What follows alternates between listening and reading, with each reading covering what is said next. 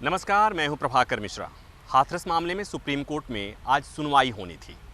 आपको पता है कि सुप्रीम कोर्ट में तीन याचिकाएं आई थी और उसमें कमोबेश एक ही मांग की गई थी कि इस मामले में एसआईटी का गठन हो, सीबीआई से जांच कराई जाए, कोर्ट की निगरानी में जांच कराई जाए और मामले को यूपी से दिल्ली ट्रांसफ़र किया जाए।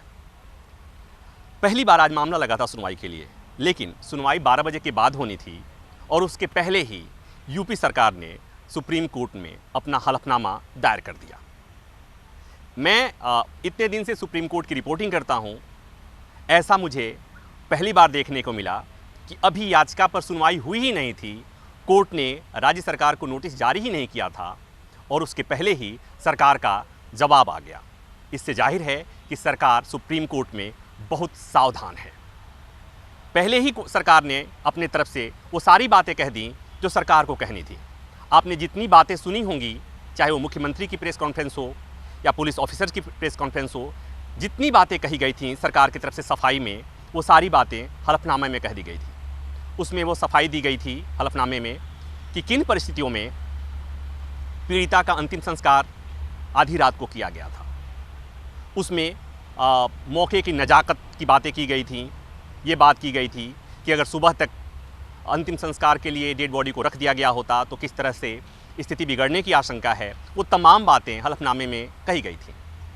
उसमें ये भी बात कही गई कि किस तरह से कुछ राजनीतिक पार्टियां सियासत के लिए मामले एक एजेंडा के तहत मामले को तूल दे रही हैं और साथ ही साथ मीडिया पर भी आरोप लगाया गया कि मीडिया का कुछ सेक्शन ऐसा है जो इस मामले में स्थिति को बिगाड़ने की कोशिश कर रहा है।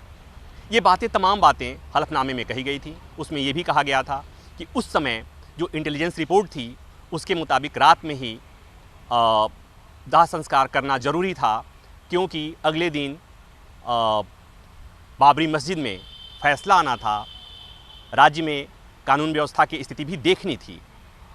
इसमें जो एक महत्वपूर्ण बात कही गई हलफनामे में, जैसा हलफनामे के बारे में पहले आप जान लीजिए, वो ये होता है कि हलफनामे में कोई बात झूठ नहीं कही जाती, क्योंकि वो अलग से परजुरी का मामला बनता है।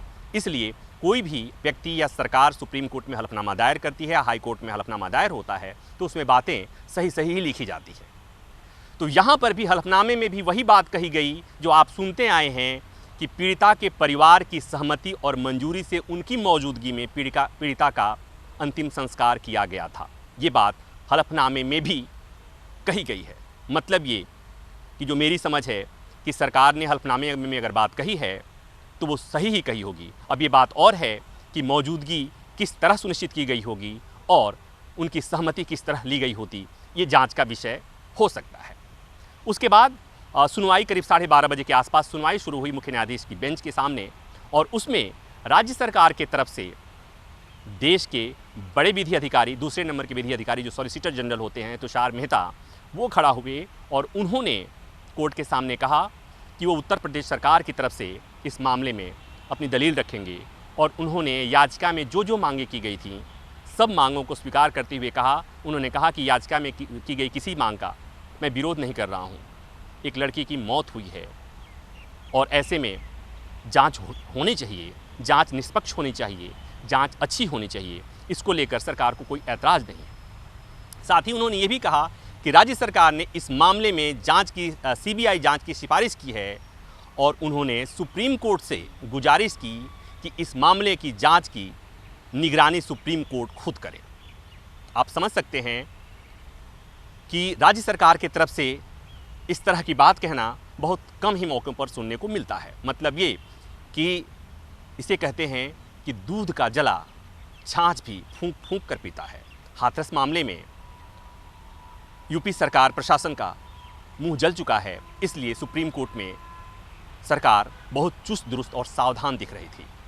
कोर्ट ने याचिकाकर्ताओं के लोकस पर भी सवाल उठाया, लेकिन साथ ही कोर्ट ने कहा कि ये एक बहुत ही शॉकिंग इंसिडेंट है, इसलिए उस मामले की सुनवाई सुप्रीम कोर्ट कर रही है। उन्होंने ये भी कहा, कोर्ट की तरफ से सीजीआई ने कहा सुप्रीम कोर्ट की तरफ से कि ऐसा नहीं किया जा सकता क्या कि इस मामले में पहले हाई कोर्ट सुनवाई करे और उसके बाद सुप्रीम कोर्ट, ज़रूरत पड़े तो सुप्रीम कोर्ट सुनवाई करे। जैसा आपको पता है कि हाई कोर्ट ने पहले से इस मामले में संज्ञान ले रखा है और राज्य सरकार से जवाब भी मांगा है। लेकिन सुनवाई के दौरान इस तरह की बातें आई कि कोर्ट को भी लगा कि इस मामले में सुनवाई करनी चाहिए और कोर्ट ने जो पीड़ित परिवार है उनकी सुरक्षा को लेकर सवाल किया और राज्य सरकार से उस सुरक्षा को लेकर हलफनामा दायर करने को कहा। राज्य सरकार की तरफ से तुषार मेहता ने कहा कि 1-2 दिन के भीतर वो इस मामले में हलफनामा दायर कर देंगे। गुरुवार तक उन्होंने इस तरह की बात कही थी और उसके बाद इस मामले की सुनवाई अगले हफ्ते के लिए टल गई। अगले हफ्ते के लिए टल गई यानी कि सोमवार या मंगलवार में इस मामले की सुनवाई होगी। जैसा मैंने पहले बताया कि इस मामले में जांच जो की गई थी उसमें से अधिकांश मांगें पहले से पूरी हो चुकी हैं, जैसे एसआईटी का गठन, एसआईटी जांच करे या सीबीआई जांच हो। राज्य सरकार ने इस मामले में एसआईटी का गठन कर दिया है, सीबीआई जांच की सिफारिश भी कर दी है। लेकिन 2 बातें रह गईं, एक तो ये कि फास्ट ट्रैक ट्रायल हो और दूसरा कि उत्तर प्रदेश से मामले को दिल्ली ट्रांसफ़र किया जाए। ये भी एक मांग है याचिकाकर्ताओं की तरफ से। याचिकाकर्ता की एक वकील इंदिरा जय सिंह ने कोर्ट के सामने कहा कि एसआईटी की जांच का गठन, एसआईटी का गठन तो हो गया है और जांच तो शुरू हो गई है, लेकिन बेहतर ये होता कि कोर्ट के आदेश से एसआईटी का गठन होता। दोनों में अंतर समझ लीजिए कि वो जो एसआईटी का गठन हुआ है उसमें जो अफसर होंगे, अधिकारी होंगे, सामान्यतया राज्य सरकार के पसंद के होते हैं और कोर्ट जब सिफारिश करता है तो उसमें कोर्ट अपने हिसाब से नाम रखता है। एक बात और महत्वपूर्ण हुई, कोर्ट ने जब राज्य सरकार से हलफनामा दायर करने को कहा है उसमें एक बात कोर्ट ने ये भी पूछा है कि क्या पीड़ित परिवार इतना सक्षम है, क्या वो अपने से अपने पसंद का वकील रखना चाहेंगे या उनको लीगल सर्विस अथॉरिटी से उनको वकील देना पड़ेगा। तो इस संबंध में भी कोर्ट को जानकारी देना है जब जो अगला हलफनामा होगा। और इस बीच आपको इस बात की जानकारी पहले से हो चुकी है कि पीड़ित परिवार की तरफ से निर्भया मामले में निर्भया के माता पिता की वकील जो सीमा कुशवाहा थी, उन्होंने दावा किया है कि वो उस केस की तरफ से पैरवी करेंगी, उनके परिवार की तरफ से पैरवी करेंगी। और उसी मामले में, निर्भया मामले में जो हत्यारों के वकील थे एपी सिंह, उन्होंने दावा किया है कि इस मामले में जो आरोपी हैं उनके तरफ से वो शायद पेश होंगे। लेकिन वकील कौन होगा, क्या होगा, अभी राज्य सरकार अपने हलफनामे में कोर्ट को बताएगी और वो बात पहले राज्य सरकार पीड़ित परिवार से पूछ करके कोर्ट को बताएगी। तो कुल मिलाकर बातें ये कि जांच भी चल रही है, मामला अदालत में भी है, सियासत भी हो रही है और एक के बाद एक आपने देखा कि एफआईआर भी दर्ज हो रहा है। राज्य सरकार ने कोर्ट में ये बात कही कि कुछ इस तरह के प्रयास किए जा रहे हैं राज्य सरकार को बदनाम करने के लिए और इसमें विपक्षी पार्टियों के साथ साथ मीडिया का एक धड़ा भी शामिल है। ये बात कोर्ट में कहने का मतलब आप समझ सकते हैं। और यूपी में एक के बाद एक एफआईआर जो दर्ज हो रहे हैं और अब तो सुना है आपने, हमने भी सुना है कि इस मामले में ईडी भी जांच करेगी कि किस तरह से घटना के पीड़िता की मौत के बाद किस तरह से तत्काल वेबसाइट्स कुछ बनी और वहाँ पर कुछ मनी लॉन्ड्रिंग और पता नहीं और तमाम चीज़ों की बातें हो रही हैं। तो जो भी होगा जांच से ही सामने चीज़ें आएंगी और अगर सुप्रीम कोर्ट की निगरानी में जांच होगी तो शायद चीज़ें क्लियर सामने आ पाएंगी और जिसे हम कहते हैं दूध का दूध और पानी का पानी हो पाएगा। हालांकि बहुत कम लोगों को भरोसा होगा कि आज के समय में किसी जांच में दूध का दूध और पानी का पानी होता है, लेकिन इतना तय है कि सुप्रीम कोर्ट की निगरानी में अगर कुछ होता है तो थोड़ा बहुत मिलावट बच जाएगा, ज़रूर बच सकता है, उसकी संभावना रहेगी, लेकिन बहुत सारी चीज़ें सामने साफ साफ आ जाएंगी।